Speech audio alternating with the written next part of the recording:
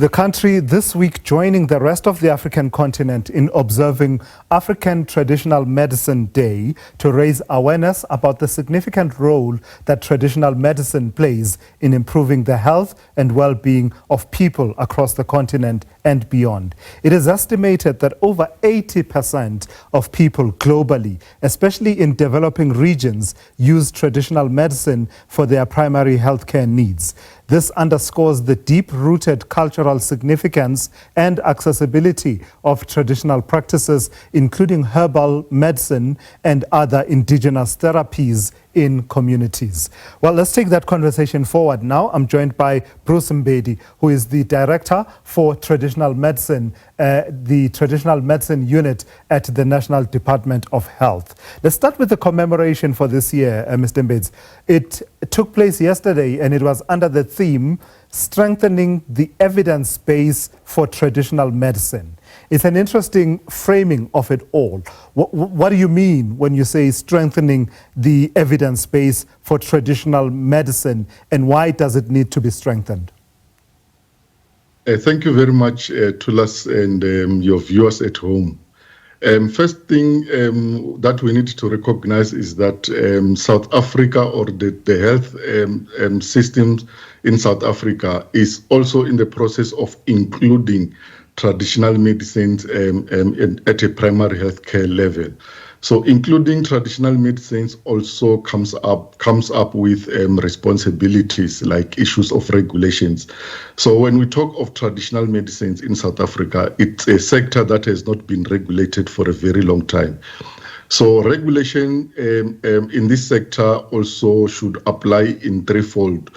We need to regulate the products, we need to regulate the practitioners themselves, and also we need to regulate the practice.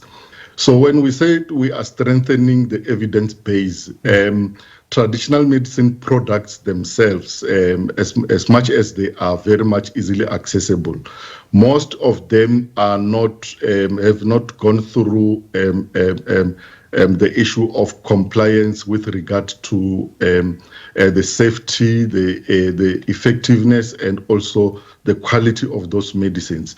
So we are trying to strengthen the research sector to also include research or more researches on traditional medicine products. It's a bit of an interesting space in which you operate there, Mr. Mbedzi, because part of the story of traditional medicine is not just the herbs themselves and the plants as they are found in the natural environment, usually that's coupled with a spiritual element to it all. How do you approach it in terms of what you are able to talk to about evidence base, about regulation and the likes? Because you and I can agree, you cannot regulate some of these issues of faith, can you?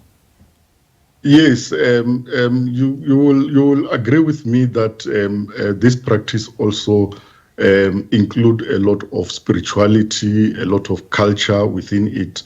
But when we said we are going to regulate the system or the practice, there are some of the things that we cannot interfere with, or we cannot be involved. For example, the issues of faith or the issues of culture. But what is paramount as the department is to protect the consumers also. Remember that the department has got the responsibility to protect citizens of this country or communities against anything that is a threat to their health. Yeah. Speaking of that then, the Traditional Health Practitioners Act was passed all the way back in 2007, and it seemed it didn't really get the kind of traction it needed in terms of implementation until you had the regulations that were gazetted last year. Tell me where we are with those processes that would have led, that are meant to lead to the formalization of registration, of issues of recognition of the types of training that make a person a traditional healer. Yes, the Minister of Health has already appointed the regulator, which is the Interim Traditional Health Practitioners Council. So that council currently is busy trying to develop regulating tools like the code of conduct, the code of ethics, and other guidelines that they need to operate. On the other hand, the department is also assisting them to have their institutional arrangements in place, because they need to have their own offices, they need to have their systems, and also they need to have their support staffs. So the department is currently assisting them with those things. And with regard to the regulations, you are correct when you said the regulations have been gazetted, and then we are currently finalizing the process for promulgation.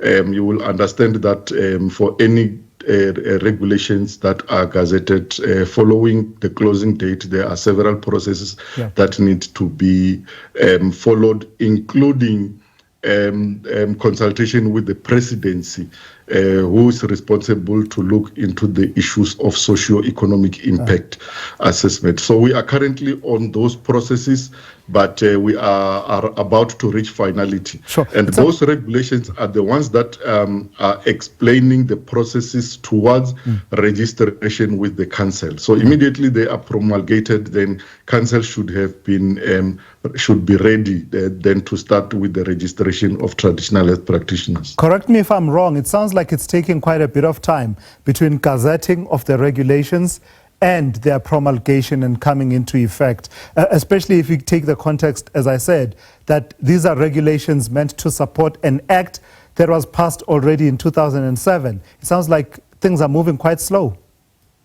Yes, remember this sector is quite different. There's got a lot of complications. So we had to undergo a lot of consultations. The consultations took a lot of time before we finalized them, and thereafter we have been receiving complaints from other part of stakeholders, and then we had to make sure that we consult everyone before we finalize the regulations, to avoid the issue of people who will come after promulgation and said they have not been consulted. Two quick issues that I want to get clarity on very quickly.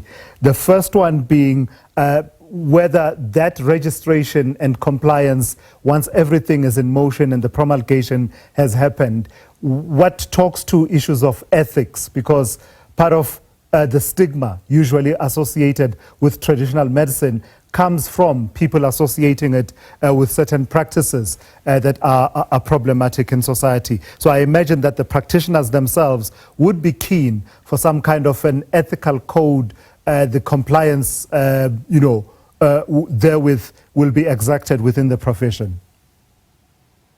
Yes, hence there was some resistance from other sections of the stakeholders with these regulations.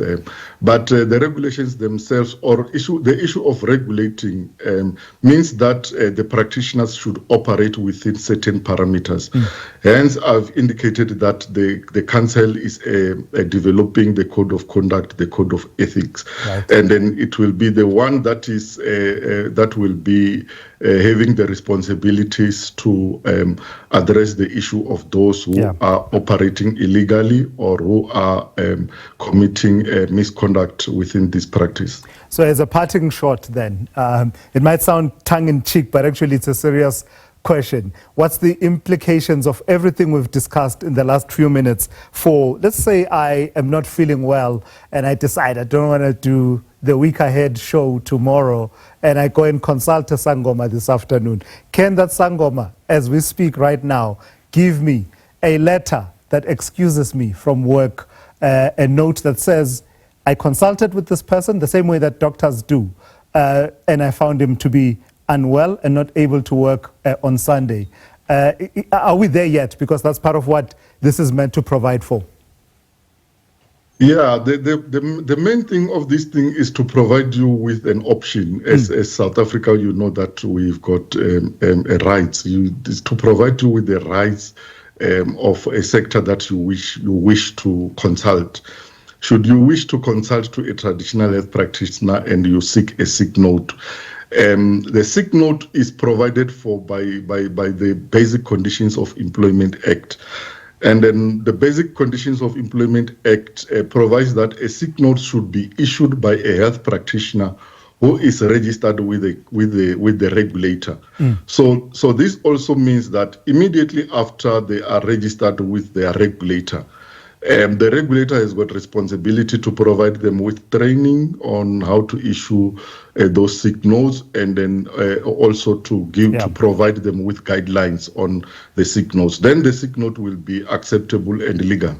All right, let's leave it there. Thank you for your time this afternoon. That's Bruce Mbedzi, who is Director for Traditional Medicine Unit at the National Department of Health. And I ask that question in all seriousness because that's part of the big conversation that has been happening around these regulations, the council that is supposed to, that is now in place, as well as the promulgation of those regulations.